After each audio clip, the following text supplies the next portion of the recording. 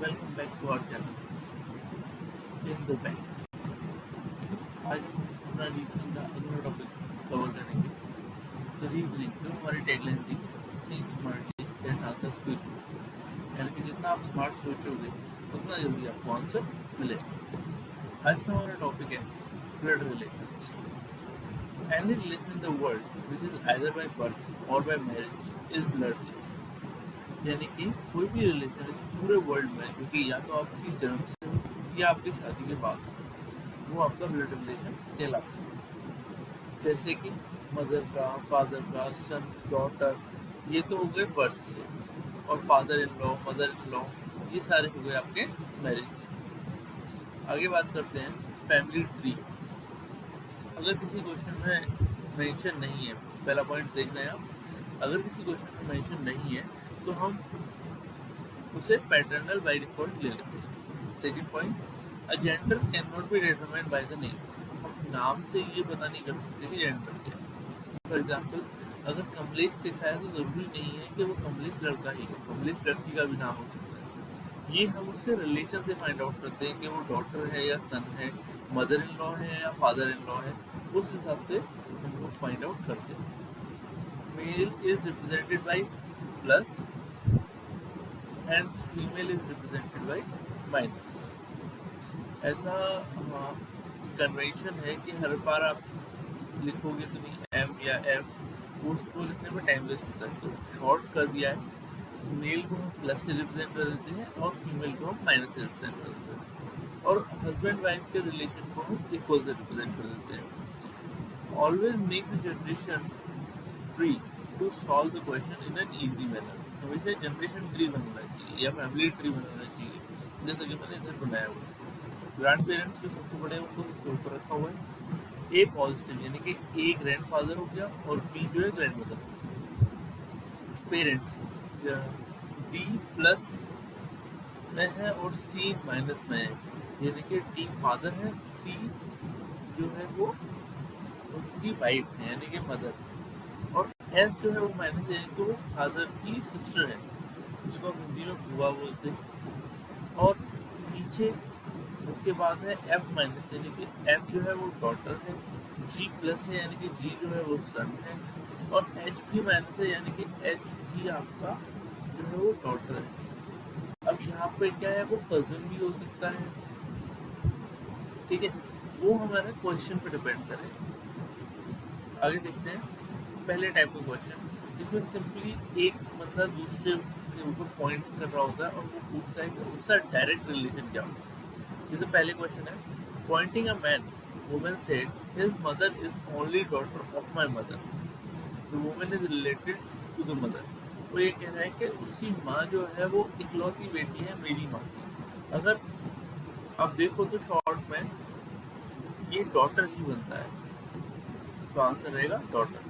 Next, pointing to Karan, Arjun says he is the son of my father's only son. वो जो है वो बेटा है मेरे पापा के इकलौते बेटे। तो how Arjun is related with Karan, nephew. Next आते हैं टाइप 2। टाइप 2 में क्या है कि यहाँ पे आपको पहले एक छोटा सा डेटा दे दिया जाएगा कि ये से ये है, ये इसका फादर है, वो उसका मदर है, ये इसका ये है, ये से। उसके बेसिस पे आप पहले फैमिली ट्री बनाओगे। फैमिली ट्री बनाने के बाद फैमिली ट्री के बेसिस पे 2 से 3 क्वेश्चन आपको मिल जाएंगे। जैसे यहाँ पे मैंने किया है, क्वेश्चन लगाया है जिसमें कि 2 उसके सब पार्ट। तो अगर देखा जाए तो ये कह रहा है कि जी इज सिस्टर ऑफ डब्ल्यू। सबसे पहले आपने जी और डब्ल्यू का रिलेशन बता दिया कि जी इज सिस्टर ऑफ डब्ल्यू, केवल जी बनाया और डब्ल्यू बना दिया, जी पे नेगेटिव लिख दिया। उसके बाद डब्ल्यू इज मैरिड टू के, डब्ल्यू इक्वल्स टू के लिख दिया, अभी जेंडर नहीं पता। उसके बाद फिर है के इज सन ऑफ एन, के जो है वो एन का सन है, यानी के ऊपर डैश लगा के एन लिख दिया। अब उसके बाद जी इज मदर ऑफ क्यू। अब हमें क्यू का पता नहीं, लेकिन जी हम लोग पता कर चुके हैं तो G is mother of Q, G के नीचे Q लिख दिया। उसके बाद फिर आता है आपका B is only son and only one daughter, यानी कि B के पास केवल एक सन है और एक ही डॉटर है। इसका मतलब एक F है जो डॉटर है G की, तो जो Q होगा वो सन हो जाएगा, बिकॉज जो G है वो मदर है और B है वो फादर है। इन दोनों का हस्बैंड वाइफ का रिलेशन इस तरीके से है। नेक्स्ट आता है J is son of W, जो J है वो W का सन है। अब आप ये देख चुके हो कि W जो है वो मदर है, K जो है वो फादर है, तो J उसका सन। इस तरीके से एक फैमिली ट्री बन जाती है। अब क्वेश्चन पे आते हैं। ऊपर देखिए, पहला क्वेश्चन है how N is wife of, if N is wife of D, how J is related to D। अगर N जो है वो वाइफ है, यानी कि N को अगर नेगेटिव मैंने बोला तो J D से किस तरीके से रिलेटेड हो। J हम ऑलरेडी देख चुके हैं कि जो J है वो सन है W का, तो अगर J W का सन है यानी कि J की जेंडर पॉजिटिव है और N का जेंडर नेगेटिव है, तो जो J हो गया वो ग्रैंडसन हो गया। अब ये सेकंड क्वेश्चन था, मैंने Q2 नहीं लगाया यहाँ पे, सेम क्वेश्चन कर दिया जैसे कि हम लोग ने यहाँ पर बोला 1 और 2, ये एक्चुअली Q2 है। How K is related to G। अब K जो है वो आता है आपका पॉजिटिव में, हस्बैंड है W का, और G जो है वो सिस्टर है W की, तो जो K होगा वो G का ब्रदर इन लॉ हो जाएगा। हिंदी में इसे साला बोलते हैं। अगर ऑपोजिट पूछा जाता कि how G is related to K, तो अगेन वो सिस्टर इन लॉ हो जाती है, क्योंकि आपका ये दो चीजें बहुत मैटर करती हैं कि किसका किसके रेस्पेक्ट में पूछा गया। पहली चीज, दूसरी चीज फैमिली ट्री। तो इनके क्वेश्चंस का दो ही स्टेप निकल के आते हैं कि पहला आप डेटा से आप फैमिली ट्री बना लेंगे, फिर उस फैमिली ट्री की हेल्प से आप क्वेश्चन सॉल्व कर लेंगे। अब आगे आते हैं थर्ड टाइप में। जैसा कि कल हम लोगों ने डिस्कस किया था कि कोडेड डायरेक्शन से किसी एक सिंबल को एक डायरेक्शन में कन्वर्ट करके फिर क्वेश्चन पूछ रहे थे, वैसे ही सर लेवल 3 में कोडेड आप फैमिली ट्री कह सकते हो, कोडेड ब्लड रिलेशंस कह सकते हो। जैसे कि क्रॉस को अगर मैंने फादर बोला है, प्लस को अगर मैंने वाइफ बोला है, डिवाइड को अगर मैंने डॉटर बोला है, माइनस को अगर मैंने सन बोला है, तो पहला question, how Z is related to T with this expression। कोई बात नहीं, हम इस एक्सप्रेशन को उठा करके फैमिली ट्री में कन्वर्ट कर देंगे। तो सबसे पहले Z divided by F, divide का मतलब यह है डॉटर, यानी कि मुझे Z का वो मिल गया जेंडर, Z माइनस ऊपर F, अभी F का जेंडर नहीं मिला, F इंटू D, यानी कि F जो है वो फादर है D का, तो क्या है right, F negative D positive. अब आगे देखें तो D minus R, D minus R का मतलब हो गया आपका A is son of D, तो D पॉजिटिव राइट।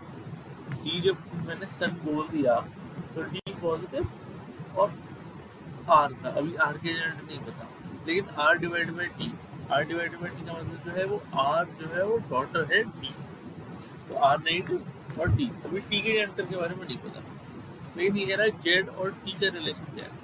अब ऑफकोर्स बात ये है कि जो रिलेशन है वो 2 लेवल नीचे चला गया, तो आपका ग्रैंड डॉटर आ गया। नेक्स्ट आते हैं, what should come in the place of question mark when with this equation if P is grandson of N। ठीक है, यहाँ पे क्वेश्चन मार्क के क्या रिलेशन आना चाहिए तो दैट P जो है वो ग्रैंडसन बन जाए N। तो सबसे पहले P माइनस T, यानी कि P जो है वो सन है T का, राइट। उसके बाद ये आगे आप P जो है ग्रैंडसन है T का, सन है T का। नेक्स्ट आते हैं